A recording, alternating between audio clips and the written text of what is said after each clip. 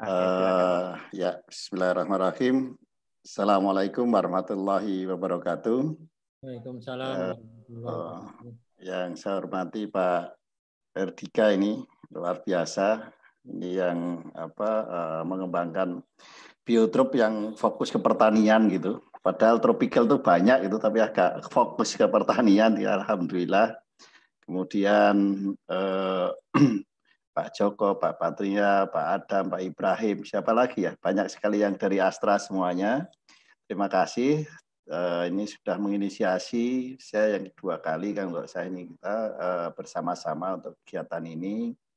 Pak Saryadi, Bu Yuli dari Direktorat Kemitraan dan Penyelarasan Dunia Usaha Dunia Industri, serta yang nggak kalah pentingnya adalah Bapak Ibu Kepala Sekolah, guru yang sangat luar biasa dari seluruh Indonesia. Sekarang sudah hampir 280-an yang ngikutin kegiatan ini. Menurut saya sangat antusias sekali dalam kondisi yang seperti ini, pandemi COVID-19 ini kita memanfaatkan secara optimal apa yang bisa kita lakukan.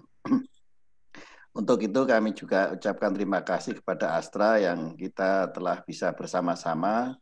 Ada beberapa hal sebenarnya saya tadi pagi ini Pak Patria dan teman-teman semuanya tadi pagi itu ikut working group discussion pembahasan tentang pengembangan SDM bersama-sama dengan Menko Maritim dan kedutaan besar juga beberapa perusahaan yang berasal dari Jepang.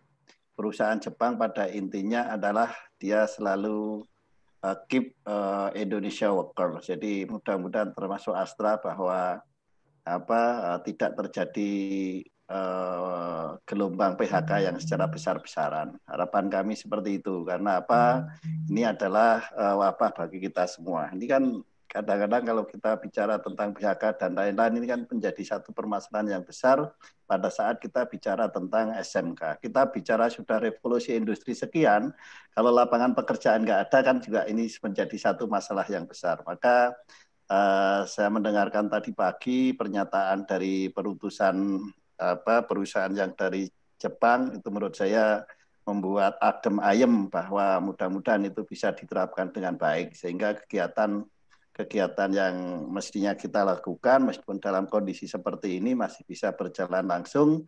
Harapan kita setelah selesai COVID ini juga bisa berjalan normal. Namun demikian kita nggak tahu kapan berakhir. Kita hanya berdoa semuanya secepatnya adalah lebih baik. Lanjut aja Mas.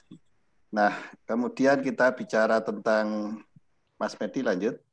Ya, kita bicara tentang pengembangan SMK pertanian. Ini kan memang bicara tentang hal-hal yang khusus yang bisa kita sampaikan secara utuh berbagai macam jenis ya. Kita bicara pertanian pada saat ini sebenarnya kita akan bicara tentang ketahanan pangan. Pada saat kita bicara tentang ketahanan pangan, sebenarnya kita bicara tentang ketahanan nasional. Nah, WHO pun sebenarnya sudah memberikan peringatan, FAO memberikan peringatan pada kita bahwa kalau ini tidak betul-betul ditata dengan baik, bahwa kebutuhan pangan ini juga akan sangat berkurang dengan kondisi yang seperti ini. Kalau kebutuhan pangan itu berkurang, akibatnya pasti nanti akan terjadi satu ketimpangan. Terjadi ketimpangan itu berarti nantinya terjadi ketidakstabilan. Nah, peran dari SMK, khususnya SMK pertanian dan sejenisnya, karena kalau kita bicara tentang industri pertanian, itu tidak hanya bidang pertanian saja, tapi semua sebenarnya bisa dikaitkan dengan industri pertanian. Jadi tidak sekedar bahwa kita bicara tanam, kita bicara budidaya, tapi juga kita bicara tentang distribusi, sehingga semuanya sebenarnya akan bisa berjalan dengan baik. Nah, disitulah sebenarnya fungsi kita mengembangkan pertanian ini. Maka kami berharap teman-teman yang sekarang di sektor pertanian, SMK pertanian, kami berharap secara terus-menerus kita bisa mengembangkan khususnya adalah menopang dan mengembangkan tingkatan kebutuhan pokok bagi manusia, yaitu tentang budidaya, baik itu budidaya tanaman, budidaya ternak maupun budidaya ikan. Pada saat negara itu kuat dari segi bahan baku tentang itu, insya Allah bahwa ketahanan kita juga akan berjalan dengan baik. Nah, ini kami mohon teman-teman SMK ini juga bisa melakukan seperti itu, namun demikian juga tergantung dari kondisi daerah masing-masing, karena ada kondisi yang memang daerah zona merah, zona kuning, zona hijau. Kalau yang zona hijau mungkin bisa beraktivitas, tapi yang zona merah ini kan betul-betul sangat dibatasi gerak dan lainnya. Kita harus mencari alternatif untuk melaksanakan hal tersebut. Nah, dari situlah sebenarnya kita berbicara tentang kaitannya nanti dengan Kementerian Pertanian. Minggu kemarin saya rapat bersama-sama dengan Kementerian Pertanian dari Badan Pengembangan Sumber Daya Manusia bersama dengan Ibu Kapus Diklat, bersama dengan Ibu Kapus Penyuluhan, bersama dengan Sekretaris Badan.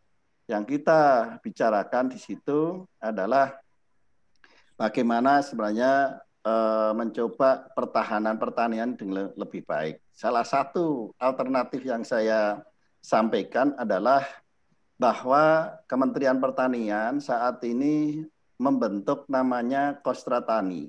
Kostra Tani itu adalah yang dulu BPP di tingkat kecamatan. Yang dikembangkan tahun kemarin adalah memfasilitasi Kostra Tani itu dengan berbagai macam IT untuk bisa digunakan dalam rangka pengembangan sistem informasi tentang pertanian, baik itu budidaya maupun panen yang ada, maupun pengembangan yang ada.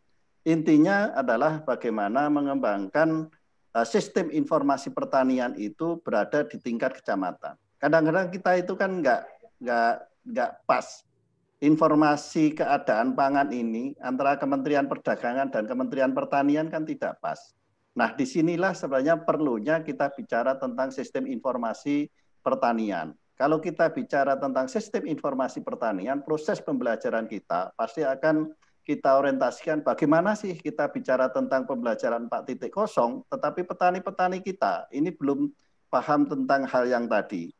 Maka dengan demikian kami bersama-sama dengan Ibu Kapus di bagian penyuluhan, karena Kostra Tani itu adalah di bawah pusat penyuluhan, di dalamnya adalah banyak penyuluh yang ada di dalamnya. Kami menawarkan kepada Kementerian Pertanian untuk bekerja sama dengan SMK yang ada di daerahnya itu. Kalau dalam satu kecamatan kami mohon, karena ini kan banyak SMK pertanian khususnya di kecamatan itu masuklah di Kostra Tani atau BPP. Kemudian kalau tahun ini bahwa pengadaan Sarpras di Kementerian Pertanian itu terkendala karena semua dana katanya dialihkan untuk penanggulangan COVID-19. Maka kami tawarkan, ambillah bekerja sama dengan SMK yang ada di sekitarnya. Kalau ada sekolah pertanian, insya Allah sekolah pertanian itu kalau hanya komputer dan lain-lain informasi itu insya Allah ada.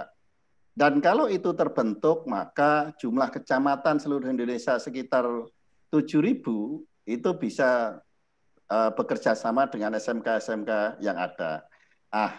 Tindak lanjut dari itu, insya Allah kami minggu depan itu akan bersama-sama dengan Bu Kapus untuk mencoba Vicon dengan teman-teman SMK. Jadi mohon dicatat Bapak Ibu Kepala Sekolah SMK, insya Allah minggu depan nanti waktunya harinya kita informasikan berikutnya lagi, akan bicara tentang bagaimana pengembangan Kostra Tani di masing-masing daerah bersama dengan Ibu Kapus Kementerian Pertanian. Sehingga sinergi dari kegiatan kita itu bisa secara bersama-sama. Itu memanfaatkan peran serta sekolah pertanian dalam ketahanan pangan.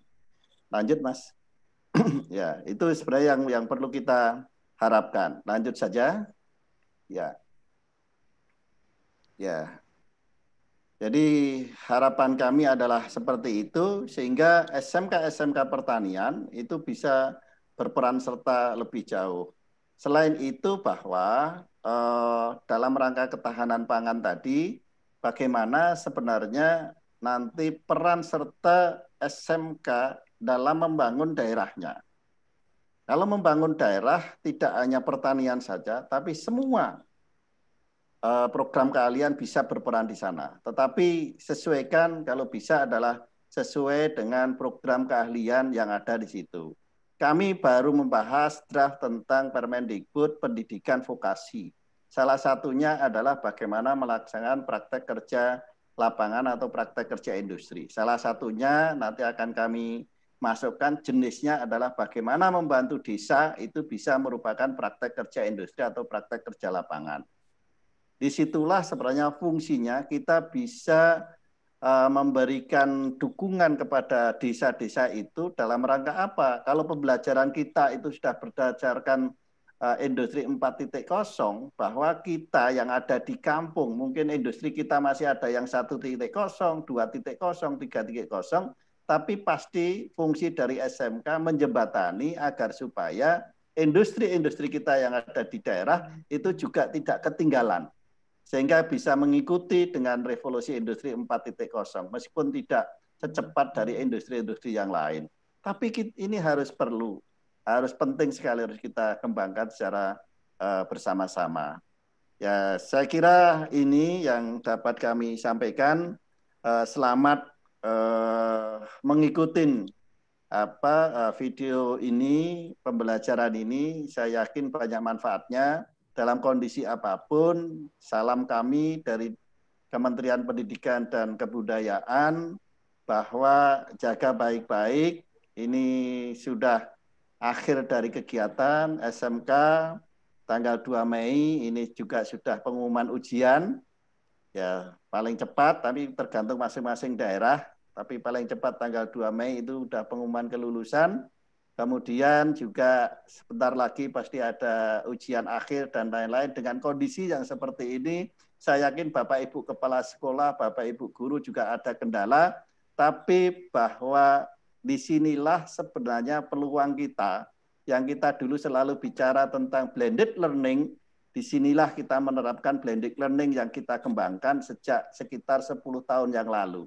Dulu sulit kita bisa menerima, tapi sekarang ini adalah kondisi real yang harus kita lakukan. Tidak dipaksa untuk melakukan itu. Sekali lagi kami ucapkan terima kasih kepada Astra, kepada Pak Erdika, kepada Bapak Ibu semuanya. Sekian, Assalamualaikum warahmatullahi wabarakatuh.